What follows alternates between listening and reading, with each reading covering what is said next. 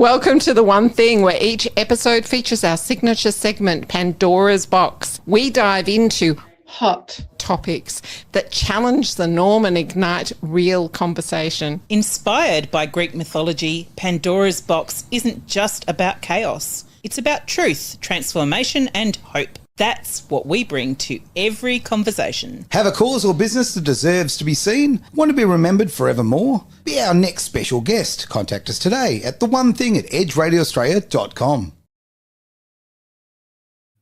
And you're listening to The One Thing on Edge Radio Australia. Thank you, everybody, for tuning in wherever you are all over the world. I'm really excited about today's show. Our topic today is when power becomes a weapon and the everyday face of bullying. And what's really interesting is so many people have actually experienced this. We often think of bullying as something that happens in schoolyards, but what happens when it's adults that are doing the bullying? And not only that, Leanne, but they are in positions of power. Would you like to introduce our special guest? I will. He's sitting next to me. This is Brendan, everyone. Brendan Cook, a respected dispute resolution specialist, investigator and cyber security analyst with a deep commitment to justice and integrity. He has more than 8 years' experience through government and private sectors, and he has led judicial reviews, federal court cases and investigations that challenge the very systems that are meant to protect us. Brendan's here as a former union leader, registered industrial agent, and he brings a rare insight into how institutional power can be misused and what it really takes to stand up when others stay silent. This man has so much to say. I cannot wait to get into this, but I'm going to press a little button here because I think we've got a video of you.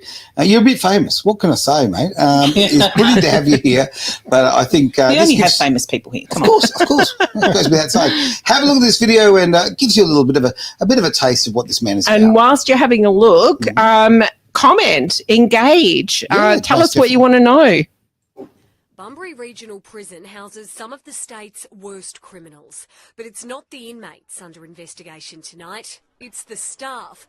7 News can reveal a group of prison officers at the Southwest facility are facing shocking allegations of bullying, intimidation and sexual harassment. Their female colleagues allegedly subjected to vulgar behaviour. Another bombshell for our prison system, already cooking under the intense pressure of public scrutiny. Inappropriate comments, female prison officers grabbed and pulled into offices with senior officers, and inappropriate activities occurring, and other crude behaviour like sniffing seats and making comments in front of other peers. 7 News has been given a copy of the allegations. Much of it is simply too graphic to report, but it includes serious allegations, threats of rape, sexual advances and even death threats. One woman says she was confronted with decapitated dead animals left at the doorstep after speaking out. 1 week, this possum, the next, a puppy. It's understood nearly 20 complainants have come forward. Their experiences now the centre of a WorkSafe and Industrial Relations Commission investigation. The WA Prison Officers Union also confirming it's assisting a number of members with sexual harassment claims across the state, including Bunbury. You don't expect to go to work and to be harassed. You expect to have your colleagues and your peers protecting you and looking out for you, and not be acting like the actual perpetrators that they're looking after. In a statement, the Department of Justice said it's aware of the matters and is investigating. Cassidy Moscone, 7 News. Brendan Cook, welcome, my friend. You have got a lot to say. You can lose the cans if you like. You can lose the headphones, and we can see you in all your glory. Mate, look, I have so much admiration for you. Like, you have stood with your ethics. You have stood up for so many people who didn't feel that they had the position or the power or the strength to do so. I can't wait to hear what you've got to say today. Thanks, Aaron, and also thanks for having me. It's much appreciated. 100%. All right, shall we jump into the questions for this young man, or should we just let you have a bit of rundown? Just tell us a little bit about yourself. Well, I'll comment on the video you just showed. Why not? So that was a couple of years ago. Very serious allegations came forward.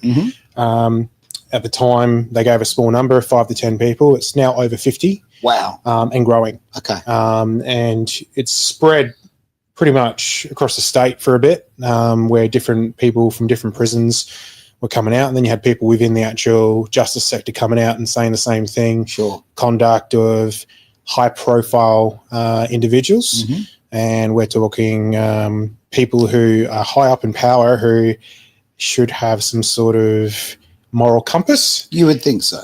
But displaying the same attributes and behaviours, and it's unacceptable. Yeah, thoroughly agree with you. On that, I mean, I'm first and foremost, I'm blown away the fact that 7 West Media actually ran a story that's a genuine story. That, I know. You know, like that is just tip my hat to Floored them. me. You know, look, I'll give them credit when they deserve it. And that's great that they ran that story. I'd like to have seen them do a follow-up because obviously, as we know now, it's become so much bigger. Yeah. Do you want to actually go and start talking about them? Let's talk about those in the high positions of power that are involved in this. Well, firstly, I'll comment on 7 News. Sure. So shortly after Cassidy got involved, the reporter, she was then seconded out of the country for a year. So she was removed out of the way. Obviously, she's a good reporter, and she also has her own morals when it comes to reporting certain things. But every reporter we've engaged with after this has either been removed or disappeared. Wow. That sounds so extreme, right? But it's true. It's true. It's so true. So, okay, what I just said about 7 West, I'll take it back.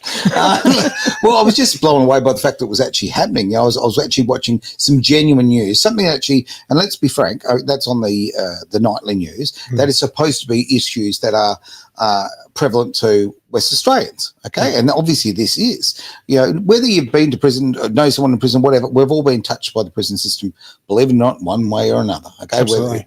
Whether it's So tell us about your involvement with the prison system, because you were a prison officer, that's correct, isn't it? It is, yeah. So I was a prison officer for 8 years service. Yeah. Some of that was private, some of it was government. Okay.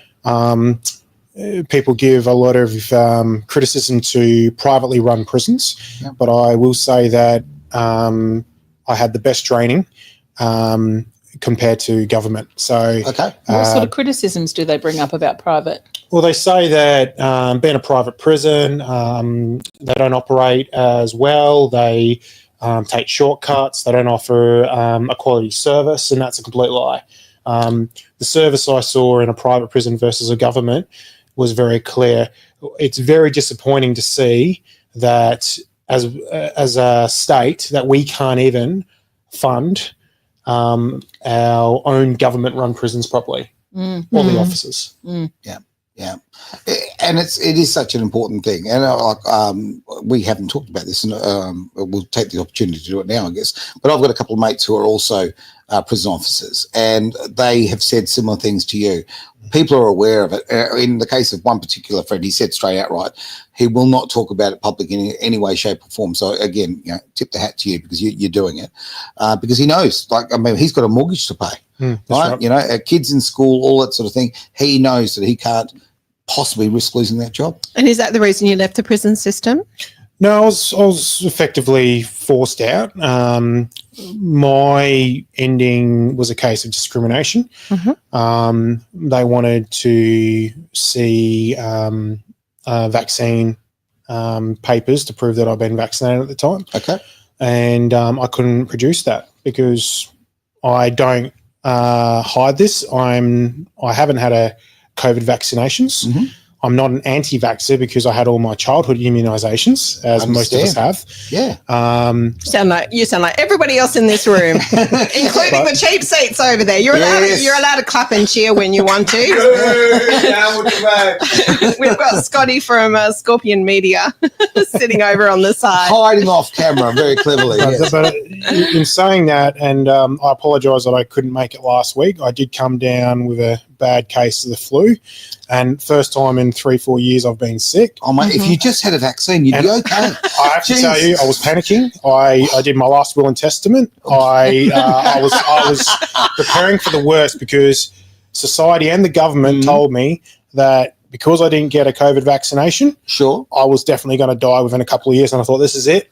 I'm going to finally leave this interesting planet. The Wu flu has come for me. I'm not going to look back, and I'm going to go. Look, Brendan, I think the things you got to really focus on, okay, understand this. A lot of science that we learnt during the whole COVID situation, the Wu flu, as I like to call it, is you were clearly sitting down because you're safe when you're sitting. It's only when you stand up because it will hunt you Or down. eating. If you're safe when you're eating as well. Yeah, you're safe when you're eating because if you stand up, it will hunt you down. Yeah.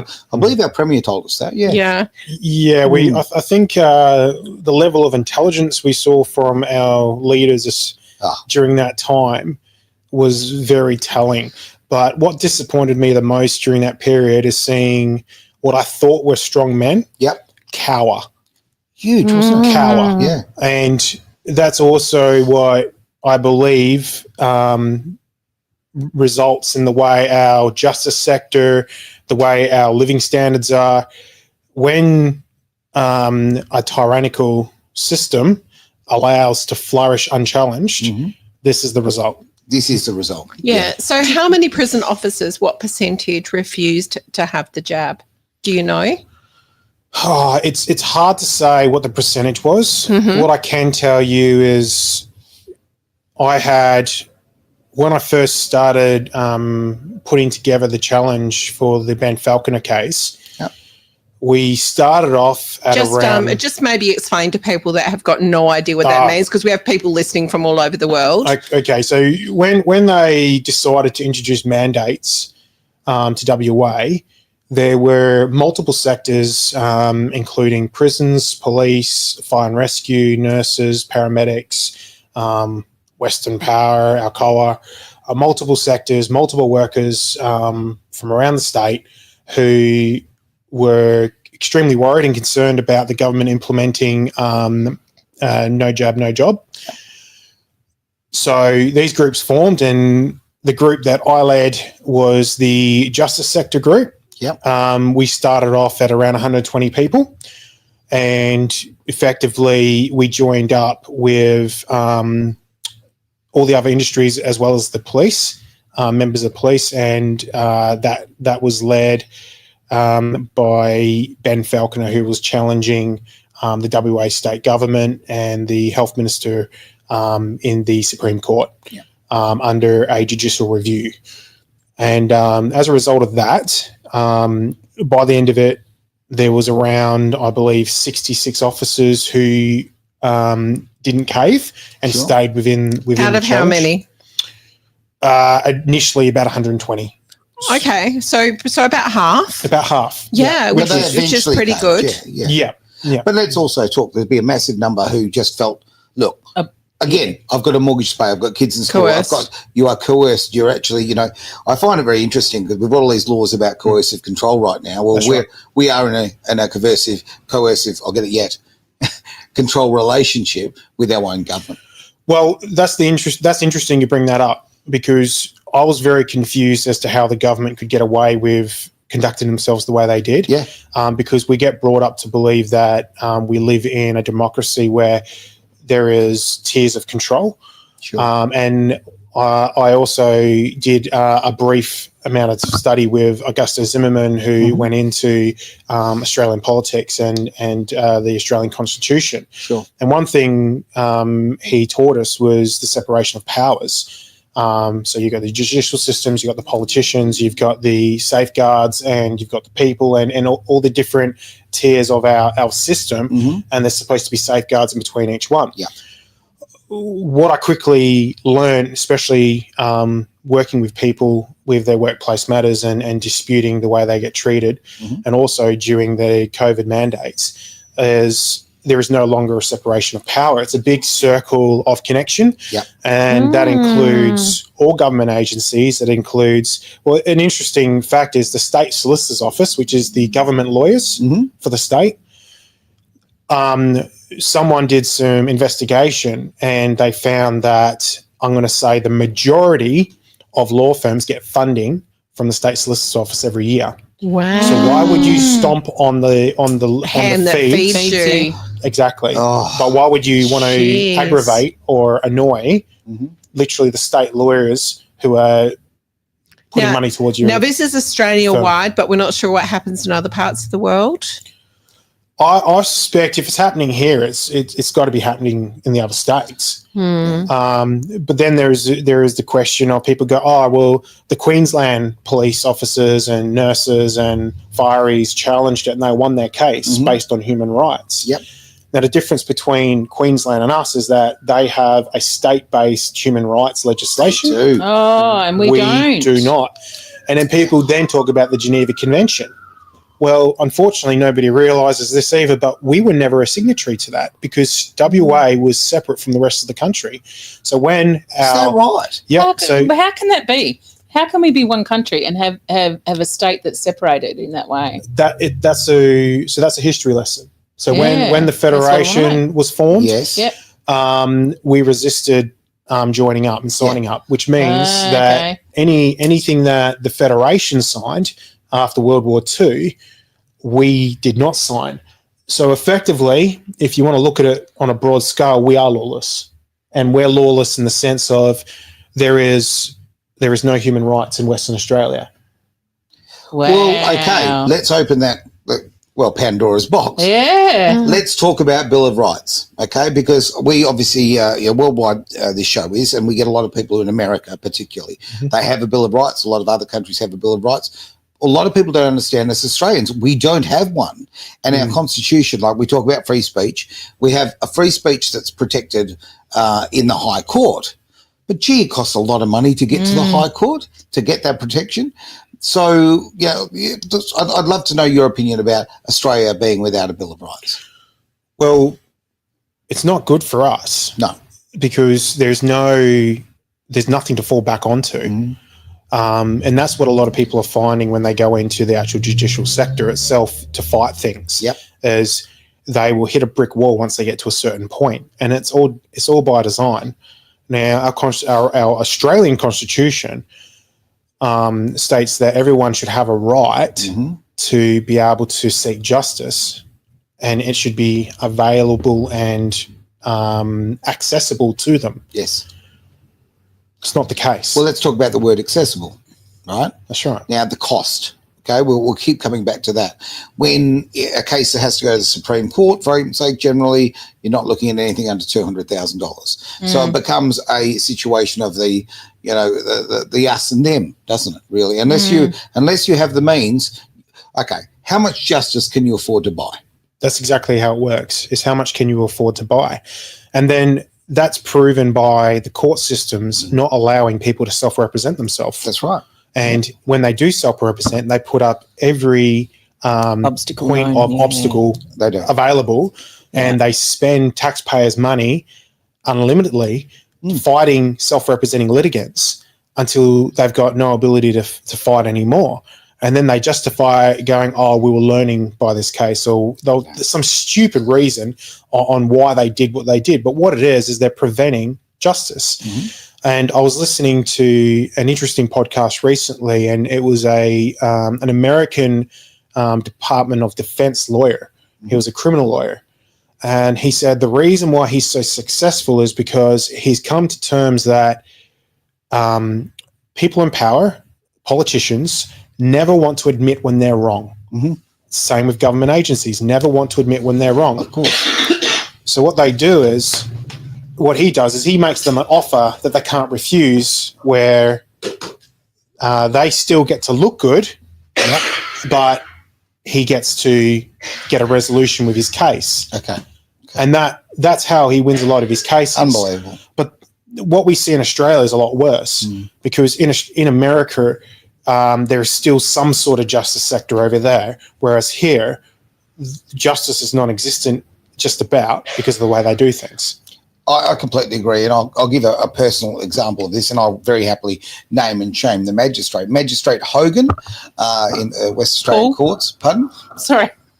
I said Paul. It wasn't Paul Hogan. Do you know what's even more frightening? I think it might even be. But anyway, but with Hogan actually put a situation where, I was actually representing myself, okay, and he actually refused to allow me in the room. right? So I wasn't allowed in the court because I questioned the court. I questioned the fact that the court had actually made a mistake and had made a ruling that was against the law. Yeah. Okay, I was right. I knew which is terrifying. Why in the world would I know the law better than a magistrate? Because I brought that up, I was ostracised from the case and therefore not even allowed to represent, which is an absolute, unbelievable prejudice, but and a miscarriage of justice. It's not even allowing justice. It isn't. Now, that was allowed to happen, right?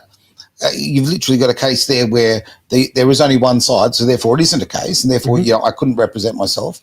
The only option was for me to go and spend $40,000 to fight that out. Okay. Yeah. But this is how these people are operating, and you would see a lot of these kind of cases, I would gather. I do, and there's currently a case before the federal court at the moment. Yep. Where you've just reminded me of a critical thing that's just come to light, where one of the lawyers that are representing the state has a friendship with the judge. Now, that conflict of interest was brought forward by the plaintiff, by the person that's representing themselves, and she also had evidence to suggest that this lawyer had been donating money to that judge's causes. I know this one. At the end of the day, she gave them an opportunity to declare their conflict, and they've refused to do so. Okay. And that's been brought to the court. Went, look at this. Do you feel that's appropriate? And nothing. No. So how can we change that? How can that be changed? Like if you've got people that are bringing that to the fore, and there's crickets. How can we make others aware of that?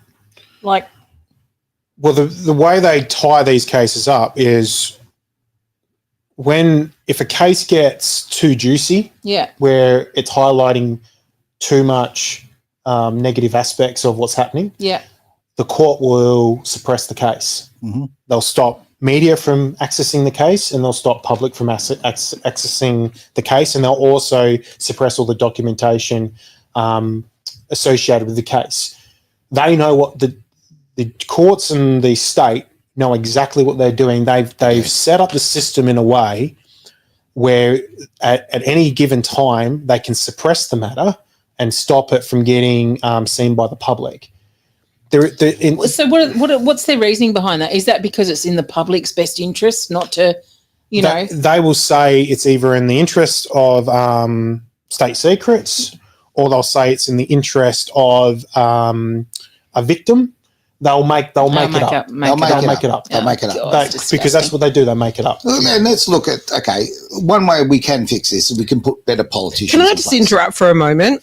I can't stop coughing. Scotty, would you like to come and sit where I am and continue?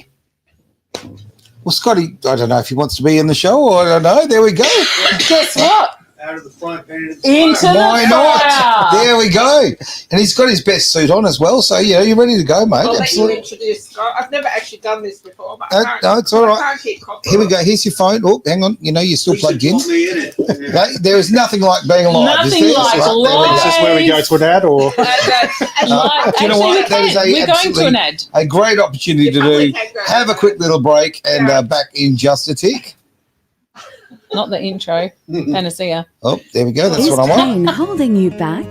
Bowen Therapy with Panacea Healing can change that for you. It's never too late to recharge your health, career, or purpose. You have the power within yourself to change what no longer serves you, taking your life and health to another level. panaceahealing.com.au. You can do anything. Ready of that case? Oh, here's what we're going to do. We're back. Welcome back. It's Edge Radio Australia. You are watching The One Thing, or even listening. Who knows? Now, you may have seen that Lisa has changed appearance quite considerably here. I want to introduce this guy, Scotty, who is just an amazing part of West Australia, quite frankly, a documentary maker. Plug the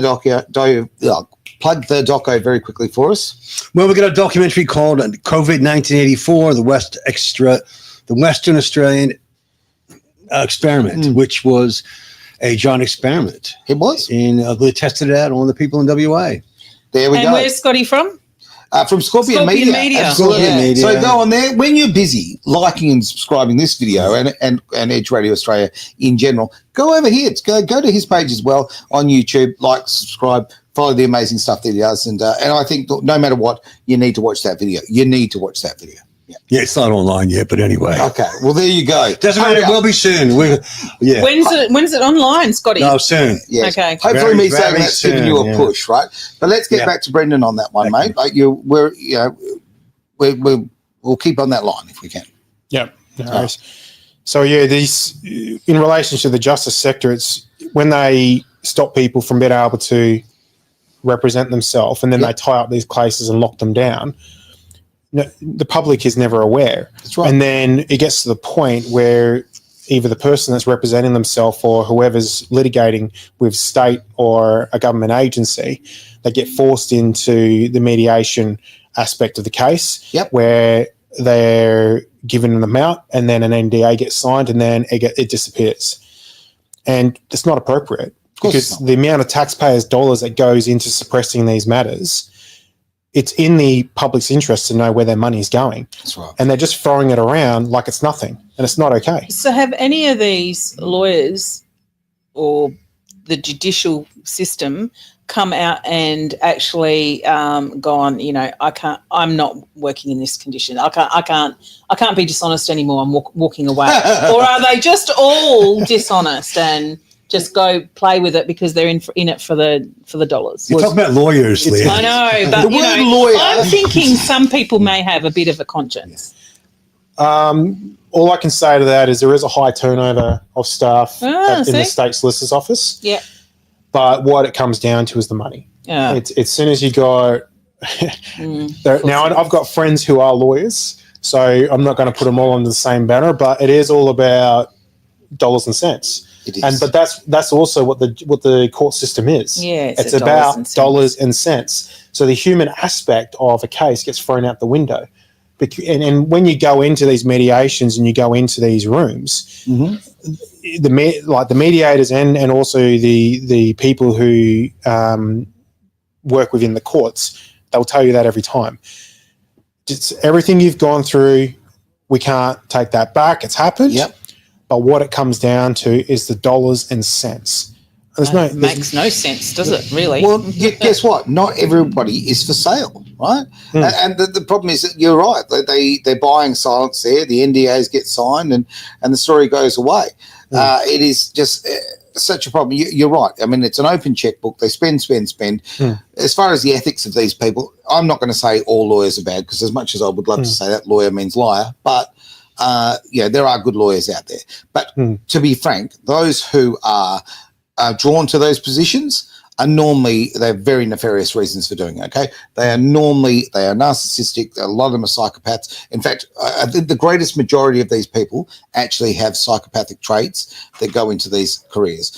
They will overpower people. They will actually, the bullying from judges in Western Australia is off the charts. I mean, I know of a judge who is literally has threatened sexual assault and all kind of carry on against a lawyer, and because a lawyer wouldn't actually have a sexual relationship with him, they can't even be in the same courtroom anymore because the judge used that to basically we'll put it this way: when that lawyer, every time he went into court, he never won another case in front of that judge, right? Yeah. Just because that judge put sexual advances to him. Now, these sort of people, the people of that quality should not be in positions of power like this. But you've knocked it on the head, though. But there is a reason why they select those type of people to lead those roles. That's right. It's because they can be controlled. They can be controlled. Now, let's look at the Jeffrey Epstein case in the US. That's a classic example. When you have something on someone, you can control them. Now, that's the same for the people who are in power over here. Yes. Now, if we sit down and honestly think about it, do you honestly think that our government is in charge? Do you think that Roger Cook's in charge? Do you think that Mark McGowan was in charge? Roger Cook, not at all. They never were. It's whatever their masters say to them. That's who runs the state. And normally follow the money. Yeah. Right? And then once you find out who's pouring a lot of money into the state and has interests in the state, then you understand why it's happening. And the truth is, we're getting raped for our minerals. Yeah. So 100%. if you look at who's controlling the state, it's simple. It's the energy companies. And now someone said to me who works within the mining sector and is well known, but I won't name drop. Okay. They said WA has one of the highest number of CIA agents in the world. Now ask yourself why. It's because CIA also protects certain individuals. Okay. Right? Now, what is the interest in our state? It's all mining. It's all mining. Yeah. It's all mining. Right? So it doesn't matter what's happening. It doesn't matter that we've got the highest number of Indigenous kids per capita of the world, suicides, Disgusting. right? That doesn't matter. It doesn't matter that anyone that goes up into the mining towns up north can see that there is young child prostitution happening, where they're giving chicken treat dinners to kids for sexual favours. Never mind any of that's happening, because that's WA's war chest, right? And anything that affects WA's war chest is a no-go zone, and they get protected. And it's not acceptable. But when you allow that type of behaviour, it spreads like a disease, and that's what we're seeing in this state. Is we're seeing that our state has been taken over by a very dirty and horrible disease of corruption and greed, and anyone that sticks their heads up gets knocked off because you're threatening their war chest. That's it. And how many victims? You mentioned, was it over 50 or 100 of this? It's over 50 now. Over 50. It's over 50. We're talking about. They're all female officers.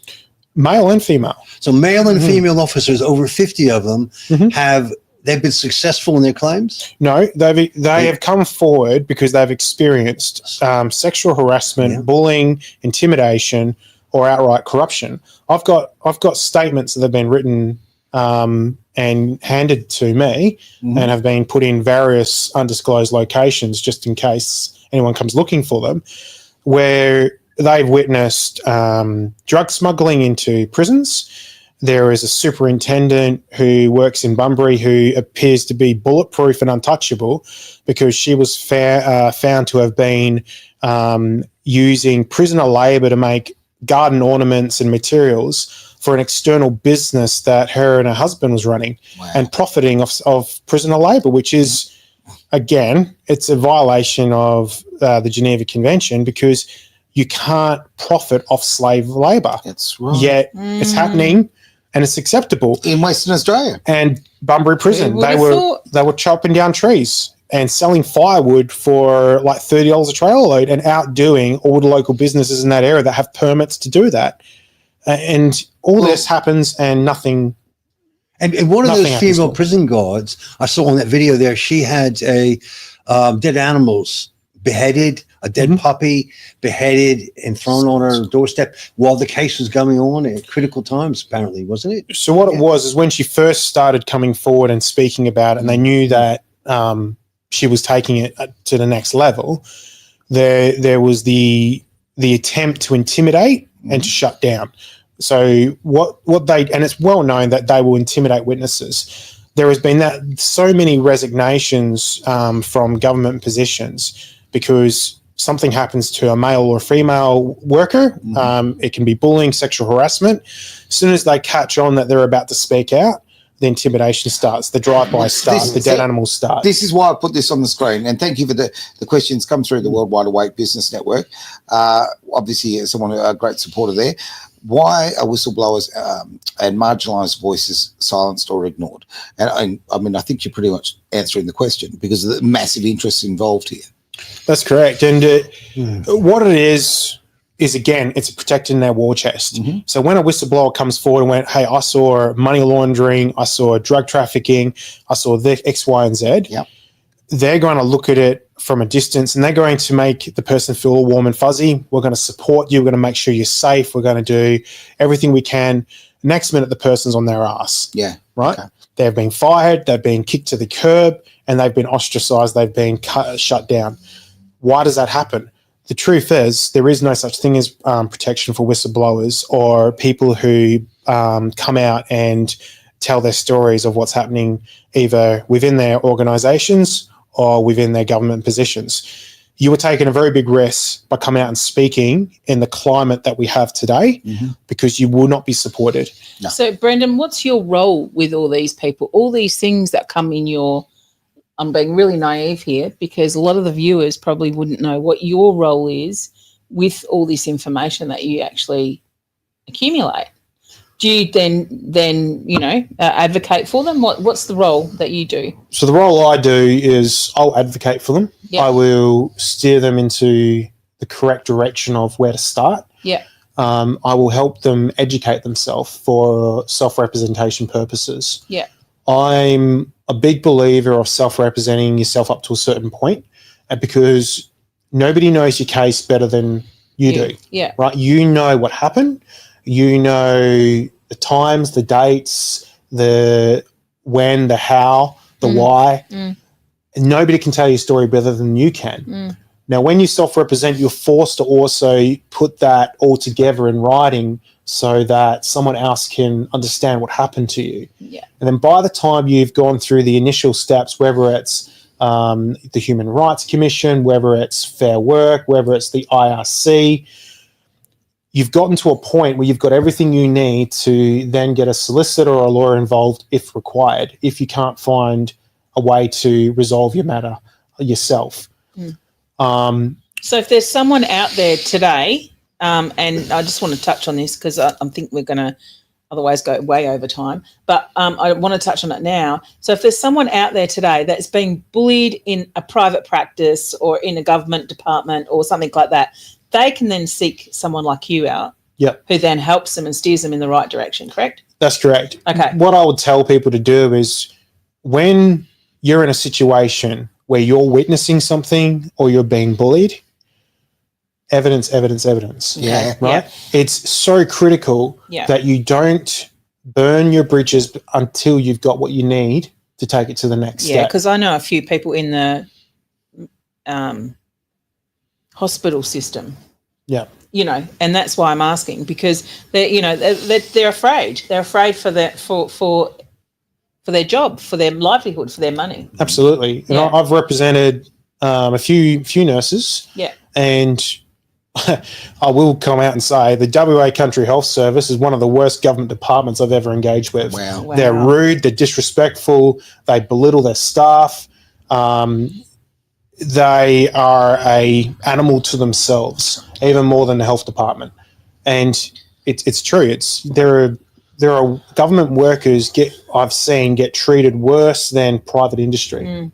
Do you think it's getting worse now than it has been, or do you think it's still on par back in when everything was swept under carpets all the time, or do you think now it's just coming out more? Since I'm going to put it like this: since we've had a Labor government, it's a lot worse. Yeah, it's a lot worse because you also have your unions who are supposed to be aligned with Labor, so for workplaces to be becoming worse than they are, they're becoming a lot worse. Yeah. Right. It's offensive to the unions and the Labor Party. Yeah. Because they're supposed to be for the worker. Yeah. But the truth is that we have some of the worst working conditions we've ever had.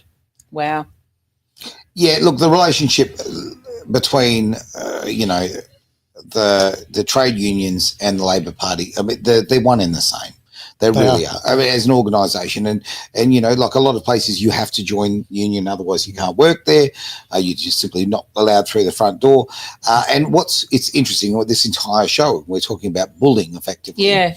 Right. What do unions do? Right. And if they are the Labor Party, the whole thing is based on bullying, where it's bullying the nurses when we went through all of that.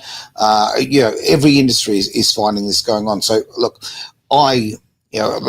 left wing, right wing, I mean, it's the same bloody bird. And trust me, I'm not a big promoter of the Liberal Party, but the Labor Party is so destructive to the rights of everyday Australians. The entire system is just, it's nepotism. It's just absolutely disgraceful. The bullying, the loss of our rights, the loss of our money, the fact that, quite frankly, you talked about our resources. All of our resources are being shipped overseas, but so are the profits. Absolutely. Right? We in Australia shouldn't have to pay a cent in income tax. You're 100% correct. We should not have any taxes. No. But we have enough resources here for us to be very well off, right, and still have lots to spare. But we're not seeing that. But we're also not seeing those resources go to critical infrastructure. No. We're not seeing enough hospitals. We're not seeing enough schools. We're not seeing enough housing. And when it comes down to is who screams for all these workers? Well, it's the energy sector, right? Because they're always complaining they don't have enough workers because they need to drill faster and they need more minerals. Yep. So how do you do that? Well, you just ship them in from all over the world. Brendan, we're not allowed to use our own natural gas and our gas here. We're not even allowed to use our own. That's the stupidest thing I've ever heard. It's ridiculous, isn't it? It feels like communism to me. It does, doesn't it? Literally, it's our gas. Yeah. It's in our ground, and you're going to charge us for it. That's right. Like you put a plug in the ground and you extract it, and what? You can't just put it straight into the homes. If there was to be a political party that I started up, one thing I'd be running on is no more bills, energy's free, right, for all WA or Australian residents. No more taxes, right? Yep. And Australia First policy, where we look after ourselves first every time. Here's a quick whinge. I'm 2.5 years into a 3-year wait for an operation. Okay, and I just got my phone call and another letter about it today. Okay? What is it for? Another postponement. Okay, a lobotomy. Right. Have you tried a vet? It's just me. I had one of those. No, but anyway, that far in. Where I'm going on this is, okay, I have friends who and people I know who work in Centrelink, for argument's sake. Oh. Now, those people who work in Centrelink are telling me that right now, people who are coming in from Afghanistan, I'll use that as an example, right? So last year, 10,000.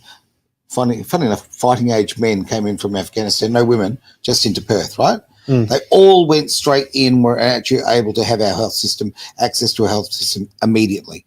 Now, I've lived in Perth all my life, essentially, WA born and bred, but I have to wait 3 years. That's correct. They can walk straight on in. That's correct. Right? There is no waiting list for them whatsoever. And what I will tell you is I've represented immigration workers, so officers, who have to sign a non-disclosure agreement on the start of their employment where they're threatened with prison if they disclose what's happening within the facilities. Yes. Privately, because I haven't signed an NDA, I can say this, is that people who come into this country get the first pick of all resources and services. They get phones, cars, and housing. Yep. Now, that includes housing. That does include housing. If you are waiting, I was speaking to someone the other day, a young woman who's got a small child. The current wait for her for housing is 12 years. What? 12 years for public housing. Unless you come in as an immigrant. If you sneak in as an immigrant. So quite frankly, she needs to go to another country, come on back, and then she can get her home. Right? But there is no way. And now you can confirm that? I can confirm that they get looked after before Australians, right? Every time, and that includes Centrelink as well. So why do they do that though? What's the because they're importing voters. They're importing voters. All these people vote for the Labor Party. It's fucked. Well, yeah. I was going to say it's criminal, but you nailed it. Truth. Let's just dive back. There's so many fantastic questions coming through, so I just want to jump in, if I may, and bring some forward. Pardon? Yeah, that's where I'm heading. There we go. Now, this is the one that's on screen. Bullies, born or made? What are your thoughts there? Made. Right. Nobody's born a prick or a dickhead. Like, it's always made. I agree completely. Everybody, we all on the same page on that one? Okay, there we go. So many coming through. See, what have we got? Now, okay, where are we? I did see one. Okay. Sorry, my apologies. This is a lot here. Well, Martine's got one there. Okay, I'll jump to Martine's in just a moment. So, yes, next one up. Let's have a look at this. So, okay. Brendan, is it normally weak people being bullied, or does it surprise you the calibre of people that are worn down? No, it's the other way around. It's bullies are normally weak people. Yeah, it's normally the weak people who bully everyone else. Yeah, completely agree with that. Vatican City has enough of our dollars and City of London. Oh, they do. There was another one there from Courage is Secure. Yeah, greetings from Courage. Oh, we'll Greetings get that from on the Robin. screen. Hello, Robin. Lovely to see you there. And look at a magnificent freedom fighter there. And I always love your opinions. Yes, that come Leanne, through. that's when I said it was fucked. Yeah. I'll say it again. Right Because we then. can. Just to Why be sure. can we? Just to Oh, be we're sure. allowed to Freedom of swear. speech. We are. Yeah. Oh, wow. We're allowed I to knew swear that. here. Oh, look, drop every bomb that you want. Fucking hell, if I don't know that. Shit. Jeez. Oh, dear. I'll behave myself. But well, we say that, and the censorship we get is quite ridiculous as well. Yeah. You know, oh yeah, absolutely. It's quite a thing, and We can yeah. bleep it out. no, I wouldn't, but we won't, right? but the bullying is very interesting. Like you mentioned about the drive-by situation when you become a whistleblower and you start. Yep. Yeah. But you know what the biggest It's a thing big part of it. is intimidation. Mhm. And that comes from state lawyers and government agencies where they will intimidate someone into being silent with legal action, where you lose your house, you lose your bank accounts. The intimidation tactics that they use is next level. It's absolutely disgusting. They got you And- by the short and curlies because they've got they've got access to our property, they've got access to our bank accounts. Oh, we don't have property anymore. We don't. Yeah, that's we right. don't. That was exactly. That was sold in a private Yeah. land sale to the new private company that owns all our titles. But are you happy? I'm miserable. No. Oh. No. Yeah. You'll own nothing and you'll be happy. What No, an nothing. unbelievable. It'd be Yeah, really no. nice to be sovereign, wouldn't it? Like completely. Look, this is our country. You know, whether you were born here or whether you decide to come here and you make a life here, this is our country. Our resources belong to us, not government. And I want to actually fire back on when we were talking about the legal sector, okay, and government. What a lot of people don't know, and I think this is disgusting, is how much money is donated from the legal sector to political campaigns, right? That's it's a big problem. The money goes in both directions, and then what happens is they pay it back with contracts, right? So Insurance Commission of Western Australia, Yep. start there. Start there. So I've got it on very good advice that if you want the equivalent of USAID, that's where you start. Okay. Every government has a way of laundering money. Start with the insurance companies. There you go. I mean, look, we can see some very clear money laundering going right now as far as the wind turbines. That's just nothing but a wind. That is money laundering 101. That money's all heading off to Norway, and I'm not going to carry on. Yeah, the grants. The fact that they're going to sell us the I energy. think that's starting to unfold. It is slowly, that's isn't fallen it? apart. But I want to just make it clear. That is money laundering. Giant scam, isn't it? It is a giant scam. It's so great that people are actually now able to see this. And this is the wonderful thing about, the wonderful things about open media. People like Courage is a Cure. So many, even you, mate. Even Scorpion Media, getting out there, and we talk about these things now. So I think to a big degree, when the internet sort of became mainstream, they set a rod for their own back. You know, they've now given a lot of us the opportunity to actually share these messages. So when a lot more people know, perhaps a lot more people will act. Well, this is the age of independent media. That's We're right. living in it. We're the new we are. media. you Yeah, know? that's exactly right. And, we see a lot of these talk show hosts going down, which is good, over the US. I'm enjoying that, yeah. The project's gone. I don't know about you, but has the project gone? Oh, yeah. Oh, yeah. That was a great day, right? Yeah, That's get a fucked, great day. project. Independent media. I love you guys. And, Look, it's all changing. It really is changing. And, mate, it's such a pleasure to have you here. And the fact that you are speaking so candidly, because, you can be attacked and you can be, I don't think you can be intimidated, which is great. No, I lost they lost the ability to intimidate me a very long time ago. Yeah. And maybe it's because I got a giant box of state secrets that I can pull out at any That could time, be it. but I don't know. But he's got broad shoulders too. But it's also always said that if they ever tried to imprison me, it's going to be a fun day for me because I'll burn down every fucking prison they put me in, and there'll be nothing left. Okay. There'll be nothing left. I will make sure there's Not nothing physically, but yeah, I'm with you on that one. Yeah. But I like the fact that he was metaphorically absolutely. speaking. When they take allegories are good, when they take everything from you, right? They actually what they don't understand is, well, this is my opinion on this one, right? When you take everything from a man, guess what? You actually make him more powerful. Yeah, when you they have don't nothing to understand that. lose, oh my God, the power you have. That's true, yeah. I mean, I had obviously family court's my big beef in life. And I had a family court lawyer, independent children's lawyer, say this to me. He said, If you run as a candidate in the upcoming election, you will never, ever see your children again. Right? That was his dead set threat to me. Right? Took it to the LPCC, all the authorities, whatever. Yep. They will do everything. They keep shifting it. Oh, you'll go to Triple C. Oh, we move back. It just gets moved around. Nothing actually happens to it, right? No, it doesn't. But what I'm getting at is the fact that he thought he could just intimidate me and said, well, guess what, mate? Okay, you may have taken everything that means everything to me, but you've just made me more and more powerful. And I think that a lot of people need to take that as an impetus to actually find their own power. Yeah. You know? Yeah. When you take everything away from a man or a woman where they have nothing left, you're just creating a monster. You are. And because they've got nothing left to lose. That's right. And that's also why they give prisoners TVs and recreation and give them gratitudes and the reason why they give prisoners things isn't because they're trying to be nice. It's because is when the prisoner plays up, they can take things away. You've been a bad boy, we're taking your TV. You've been a bad boy again, we're going to take your radio. You've been a really bad boy, now we're going to take your single cell. You have to bunk up with a few other people. So the only reason they get incentives is for compliance. Of course and then when you don't comply, they take things away. That's exactly how they treated us in COVID. Is when you didn't comply, you got things taken away. Now, I was working in a prison when this all started. Right. Now, one of the most mind-blowing things I ever heard was they started the rollout at a prison farm where it was a Pfizer vaccination. Right. And the officers asked if a prisoner refused, what can we do about it? Because we want to be safe. Yeah. And they said, well, we can't force it on them. And he went, why not? Oh, because it's against their human rights.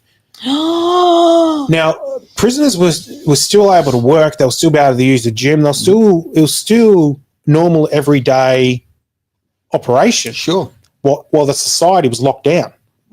So during COVID, prisoners had more rights and more freedoms than the population. Now that's disturbing in every way. Yeah. In every way. Well, we were in a bloody big prison, weren't we? You know, we really were. And we were the whole state was being run by absolute fools. And I think when we talk kind. I'm being very kind to them. I mean, I think with McGowan, I found very interesting with McGowan. I watched as everything progressed, and I actually saw just how weak he was. I saw the fear in him and all of that. Amazing. And I thought, wow, look, I'd heard all the stories, and I know people who know him and yada yada, the behind the scenes stuff. But when you see someone, so you kind of believe that element of it. But when you see the man imploding in front of your very eyes, I was in an event, and he absolutely wouldn't make eye contact with me. He was like. We're only a few feet away, and he's no, because you've got his measure. These are actually, and to kind of your point before, these are weak men and women, and that's what, and the people above them have the control over them. Yeah. And you look at Roger Cook. He's as weak. He's as weak as they come. Yep. I was working security at a VIP event, and he rocked up. His wife was nowhere to be seen. And he was running around in the VIP area with a very flamboyant young man. Right. And going in and out of the toilets with him. I don't know what he was up to, but I saw it. You saw it? I saw it. My witness. I can't say I'm surprised. You heard it right here on Edge Radio Australia. That's right. I met Roger Cook for the first time in 2009, and my overwhelming feeling was that man is as weak as piss. Like, I couldn't believe how pathetic he was. And I hate that the wet fish handshake and the whole box of ice and everything. He had a hand pass for every problem. He just had he wasn't a man. He was certainly not a leader. And we now see him as the figurehead in front of our state. And speaking of bullying, there were staffers in his office who were bullied, and they had to take him to the IRC. Why don't we hear this? We don't hear these things, but I said it's NDA, cash amount, see you later. Yeah. But we talk about who's a bully, and it's weak people who are bullies. One of the questions that came up before, and we're absolutely pushing time, so I'll just try and be quick, but about the fact of, with whistleblowers, all right? Like, what other way is there apart from just what can people do effectively when they want to blow that whistle? Effectively, again, it just comes down to making sure that you cover yourself. So if you're going to take your employer or an employee to account, You need to make sure you've got something to back it up with. If you don't have something to back it up with, you're wasting your time because it's all based on evidence. Yep. Now, if your evidence is overwhelmingly great and proves what you're claiming, then you're not going to be going through the turmoil of trying to sort it out. Most reasonable people, most reasonable companies will get you to the negotiating table and resolve it as quickly as possible. If you're taking on the government, that's a whole new story. Like I talked earlier about that defense lawyer for the in the US. Yes. If you try and make a government or an agency look bad, they're going to fight you all the way. You've got to find a middle ground with them to get to a resolution as quickly as possible, because they will chuck an unlimited amount of taxpayers' dollars at it, and people find that out the hard way. If you're going to take on a fight, be prepared for the long haul. If you take on the government, especially in the federal court, expect 7 to 10 years, because that's what you're looking at. 7 to 10 years for one of these to resolve the case. Yep. Oh wow, there's a lot in that. Ching ching. Look, she's off camera, but thank you, Lisa, for everything you've done there. Thanks, Lisa. Well, she's not coughing and dying on us quietly. Well, not even quietly. I'm not sitting at staff to show. There's nothing. One little tiny bit of aftershave. Hugo Boss. Hugo Boss. Yes. Look, I'm a classy gent. It's nice stuff. With that bombshell, we'll end the show. But I'm going to, before I do that, can we please have you back, mate? Because I think we have just scratched the surface. We have scratched the surface, and also let people know where they can get hold of you. Definitely. So you can get hold of me on my website. Here we go. I should know this. We hope so. We'll put it up in the chat or the on the links. Yes, it'll be up in the links. Yep. Just all I'll say is, if you do reach out, just make sure that you've got your evidence and you've got something to fall back on. I do listen to people with nothing in my hearing and ensuring that I do it in a neutral way. But I also need to see that the story you're telling me is matching up. And the reason why I do that is I like to represent people who are innocent and who are seeking justice, if that's what you deserve. If I find out that you're someone who is just looking for a quick payday and you're making up allegations, you won't get my help. I'll get rid of you very quickly. I will only support innocent people who deserve justice. You and your pesky damn morals and ethics. Jeez. Where do you get those from? Oh, you're not looking after the Not books. from How the rude. judicial system, that's for sure. Yeah, you'll never make it as a lawyer if that's the case. No. Thank you, Scotty, for being here, mate. Yeah, thank you. Fantastic slotting in. Thank you to the lovely Leanne for some great questions as well. Look, there is so much that, so many conversations that hopefully this conversation has started. So get out there, talk to people, really share the truth. And you just understand that the justice system is literally for sale certainly in this country. Absolutely. Pretty much the Western world. And I tend to suggest that probably WA it is the Wild West when it comes to that kind of thing. So thank you for being part of the one thing here on Edge Radio Australia. Ever felt lost online finding the right businesses? Absolutely, like a needle in a haystack. Introducing the Worldwide Awake Business Directory. Tell me more. It's your hub for businesses sharing your values. Discover eco-friendly products, socially responsible services, and more. Count me in. I'll check it out straight away. Find businesses aligned with your values on the Worldwide Awake Business Directory. Start making a difference with every purchase.